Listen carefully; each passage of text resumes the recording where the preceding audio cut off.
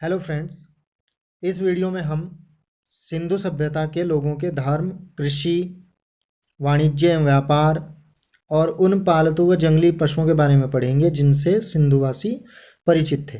आइए शुरू करते हैं।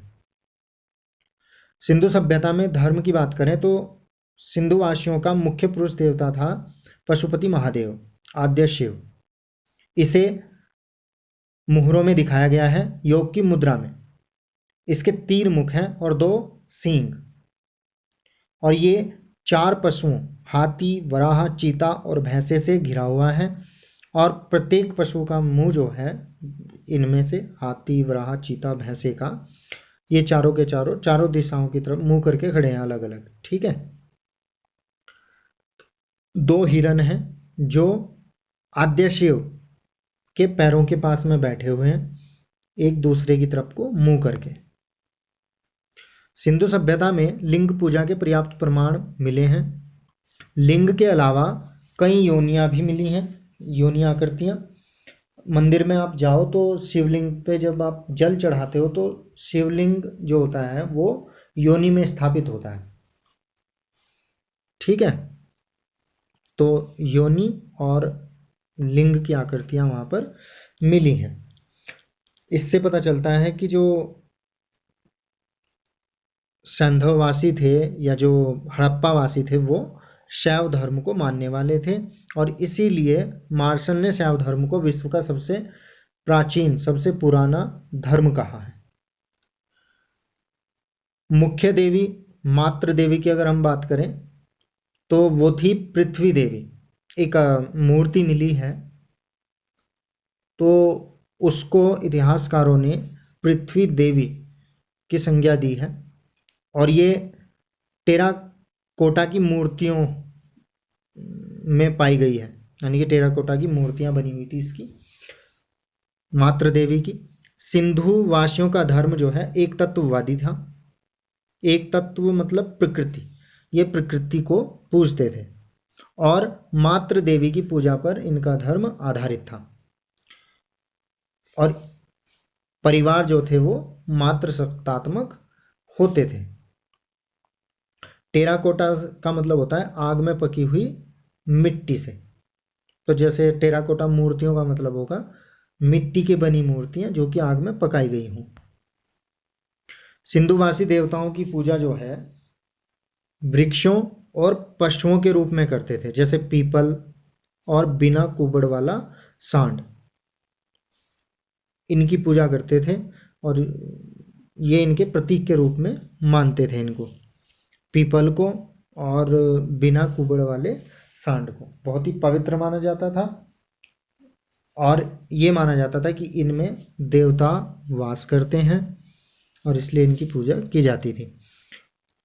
सिंधुवासी भूत प्रेतों में भी विश्वास करते थे, और इसलिए उनसे रक्षा करने के लिए कि भूत प्रेतों से बचा जा सके ताबीज पहनते थे। अब हम कृषि के बारे में पढ़ेंगे, लेकिन उससे पहले सिंधु सभ्यता से पूर्व, सिंधु सभ्यता से जो पहले का समय है, तथा सिंधु क्षेत्र में और सिंधु क्षेत्र के बाहर कौन कौन से कृषि क्षेत्र थे, इसके बारे में हम पढ़ेंगे।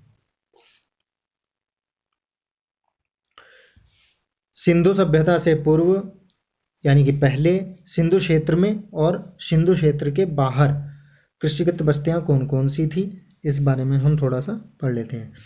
कृषि पर आधारित सबसे प्राचीन बस्तियां जो थी वो भारतीय उपमहाद्वीप में सिंधु नदी के पश्चिमी क्षेत्रों में आती। इन्हीं में से एक है उत्तर पूर्वी बलूचिस्तान का मेहरगढ़, जो कि सर्वाधिक प्राचीन कृषिगत बस्ती है। इसका काल है 6000 ईसा पूर्व से 5000 ईसा पूर्व। मेहरगढ़ ऐसा पहला गांव था जिसने नवपाषाण काल से लेकर ताम्रपाषाण काल तक का संक्रमण काल देखा था। मेहरगढ़ पाकिस्तान के बुलंदर्रा के पास एक उपजाऊ मैदान है। यानी मेहरगढ़ जो था वो नवपाषाण काल से लेकर के ताम्रपाषाण काल तक स्थित रहा, अवस्थित रहा।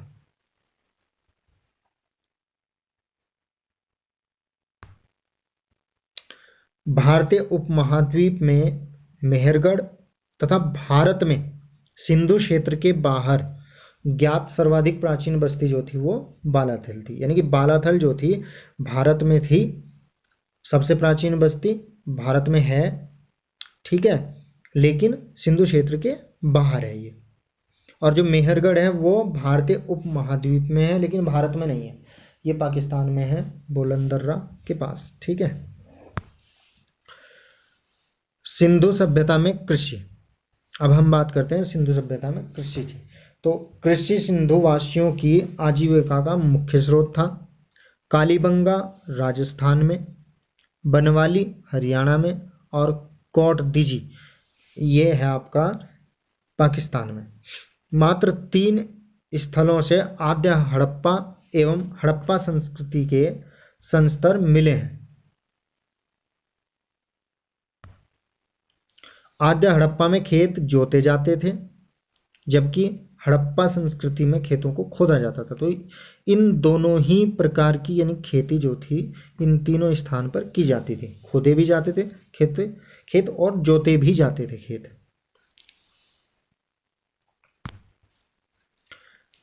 गेहूं एवं जौ मुख्य फसलें थी सिंधुवासियों की, और गेहूं की 2 प्रजातियां उगाई जाती थी, क्लब व्हीट और ड्वार्फ व्हीट। चावल की खेती के प्रमाण गुजरात के लोथल और रंगपुर से मिले हैं। रंगपुर से भूसी मिली है चावल की, और लोथल से चावल की खेती के प्रमाण मिले हैं, ठीक है। तो हम कह सकते हैं कि लोथल और रंगपुर दोनों से ही चावल की खेती के प्रमाण मिले हैं। सिंधुवासियों को विश्व में सर्वप्रथम कपास उगाने का श्रेय दिया जाता था। यानी कि विश्व में सबसे पहले जो कपास उगाई वो सिंधुवासियों ने उगाई। अन्य फसलों में ये तो मुख्य फसल हो गई गेहूं, जौ, चावल और कपास, और अन्य फसलों में आती हैं खजूर, सरसों, तिल, मटर व गन्ना। ये अन्य फसलें थी जो उगाते थे लोग। सिंधुवासियों को तंबाकू का ज्ञान नहीं था। अब हम बात करते हैं सिंधु सभ्यता में व्यापार और वाणिज्य की। शिल्पकारी उत्पादन एवं तकनीकी। अधिकतर मिट्टी के बर्तन सादे हैं। जो मृदभांड मिले हैं वो ज़्यादातर सादे ही हैं, सिंपल हैं, लेकिन काफ़ी बड़ी मात्रा में ऐसे बर्तन हैं जिनमें लाल और काले रंगों से रंगाई की गई है। प्रवर्ती हड़प्पा संस्कृति के चित्रित धूसर मृदभांड दौलतपुर से मिले हैं। चित्रित धूसर मृदभांड मतलब मिट्टी के बर्तन जिनमें चित्र उकेरे गए थे, इस तरह के बर्तन दौलतपुर से मिले हैं। और इस प्रकार के बर्तन जो हैं परवर्ती यानी कि बाद में हड़प्पा संस्कृति जो बाद में आई यानी कि बाद के समय की हड़प्पा संस्कृति से ये संबंधित थे। हड़प्पा से प्राप्त तांबे व कांसे के भव्य बर्तन धातु शिल्पकारी के महत्वपूर्ण उदाहरण हैं, और ये बर्तन हड़प्पा से मिले, तांबे और कांसे के बहुत ही सुसज्जित धातु के बर्तन शिल्पकारी की गई है। इन पर मनुष्य और पशुओं की ढलवा आकृति के साथ साथ बैलगाड़ी की ढलवा आकृतियां भी उकेरी गई हैं। टेराकोटा से निर्मित बैलगाड़ी की आकृति हड़प्पा और चनहूदड़ों से प्राप्त हुई है। 2 स्थानों से हड़प्पा और चनहूदड़ों से हमें बैलगाड़ी की आकृति मिली है, जिस प्रकार की इन बर्तनों पर उकेरी गई थी। भारत में चांदी सर्वप्रथम सिंधु सभ्यता में पाई गई है। धातुओं के प्रयोग के बावजूद पत्थरों का प्रयोग बिल्कुल बंद नहीं हुआ था, बल्कि सुक्कुर जैसे स्थानों से चर्ट फलकों का निर्यात दूसरे देशों को कह लीजिए या दूसरे शहरों को, नगरों को किया जाता था। चर्ट फलक मतलब पत्थर के ब्लेड्स। लोथल एवं चनहूदड़ों में सेलखड़ी और कार्नेलियन के मनके बनाए जाते थे। मनके माला बनती है जिनकी, तो मनके कह लो या मोती कह लो, सेलखड़ी और कार्नेलियन के मन के बनाए जाते थे लोथल और चनहूदड़ों में। और लोथल, चनहूदड़ों और बलूचिस्तान का बालाकोट जो कि पाकिस्तान में है, यहाँ पर अभी एयर स्ट्राइक भी हुई थी कुछ साल पहले। तो लोथल, चनहूदड़ों तथा बलूचिस्तान के बालाकोट जो हैं सीप और चूड़ी निर्माण के केंद्र थे। हड़प्पा संस्कृति द्वारा आयातित वस्तुएं एवं आयातक क्षेत्र। आयातित वस्तु है गोमेद और आयातक क्षेत्र सौराष्ट्र गुजरात, यानी कि गुजरात के सौराष्ट्र से गोमेद को मंगाया जाता था। जुबमणि तथा जामनी ये महाराष्ट्र से मंगाया जाता था। स्टेटाइट ईरान से। हरा अमेजन नीलगिरी की पहाड़ियों से मंगाया जाता था। हरित मणि दक्षिण भारत से मंगाया जाता था। दक्षिण भारत में कर्नाटक, केरल, तमिलनाडु, आंध्र प्रदेश, महाराष्ट्र ये राज्य सम्मिलित होते हैं आज वर्तमान की स्थिति में। तो उन क्षेत्रों से ये हरित मणि मंगाई जाती थी। डापर बिटुमन ये बलूचिस्तान से मंगाया जाता था। वैदुरिया और नील रत्न ये बदख्शान अफगानिस्तान का एक शहर या स्थान कह लीजिए, वहाँ से वैदुरिया और नील रत्न सिंधुवासी मंगाते थे। स्लेट हिमाचल प्रदेश के कांगड़ा से मंगाई जाती थी। आयातित वस्तु और आयातक क्षेत्र। सोना, अभी तक जो हमने पढ़े इससे पहले, उनका जो आयातक क्षेत्र था वो एक एक था केवल। अब यहाँ पर जैसे सोना है तो ये 3 जगह से मंगाया जाता था। कोलार, कर्नाटक में कोलार, जो कि कोलार की खान बहुत सबसे गहरी, वर्तमान में कर्नाटक में कोलार की खान सबसे गहरी खान है। तो सोना जो है कोलार से मंगाया जाता था। फारस ईरान से मंगाया जाता था। प्राचीन काल में ईरान को फारस कहा जाता था। अफगानिस्तान, इन 3 जगहों से सोने को मंगाया जाता था। चांदी मद्रास चेन्नई से मंगाया जाता था। चेन्नई का पहला नाम मद्रास है। प्राचीन समय में या अंग्रेजों के समय में जो था मद्रास कहा जाता था, अब इसका नाम चेन्नई है, तमिलनाडु की राजधानी। ईरान और अफगानिस्तान, यहाँ से चांदी मंगाई जाती थी।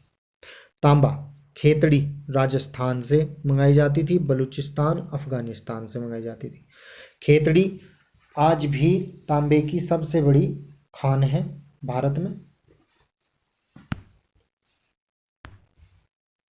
टीन मध्य एशिया, ईरान, अफगानिस्तान और बिहार से मंगाया जाता था। शीशा राजस्थान, दक्षिण भारत, ईरान और अफगानिस्तान से मंगाया जाता था। अलवास्ट राजस्थान और बलूचिस्तान पाकिस्तान से मंगाया जाता था। ये पाकिस्तान में है बलूचिस्तान। स्फटिक जिसको क्वार्ट्ज बोलते हैं इंग्लिश में। दक्कन पठार में आपका आता है वही दक्षिण भारत और मध्य भारत का भी कुछ हिस्सा आता है दक्कन पठार में। वैसे मध्य प्रदेश, महाराष्ट्र, छत्तीसगढ़ और ये आपका उड़ीसा और नीचे की तरफ आंध्र प्रदेश, तमिलनाडु। तो ये जो है तमिलनाडु तो नहीं आता, आंध्र प्रदेश तक आता है। तो ये दक्कन पठार में आते हैं। दक्कन पठार से मंगाया जाता था और उड़ीसा और बिहार से मंगाया जाता था स्फटिक। सेलखड़ी बलूचिस्तान, राजस्थान और गुजरात से मंगाई जाती थी। सिंधु सभ्यता में पालतू व जंगली जानवर भेड़, बकरियों, भारतीय सुअर और भैंसे के अलावा भारतीय कुबड़दार बैल जो हैं वो बड़ी संख्या में यानी कि पाले जाते थे। उसके बहुत सारे उदाहरण यहाँ पर मिले हैं। इसकी एक नस्ल, बैल की एक नस्ल थी बिना कुबड़ वाला सांड, तो उसे हड़प्पा मोहरों पर अंकित किया गया है, बिना कुबड़ वाले सांड को। ऊंट की जो अस्थियां हैं वो कालीबंगन से प्राप्त हुई हैं। भारतीय बारहसिंगा का साक्ष्य केवल अमरी से प्राप्त हुआ है और वो भी एक मुहर पर मिला है, इसके कोई वैसे अस्थि वगैरह नहीं मिली हैं। सुरकोतदा ये गुजरात के कच्छ में स्थित है और ये एकमात्र सिंधु स्थल है जहाँ से घोड़े के अवशेष हमें मिले हैं। Thanks for watching.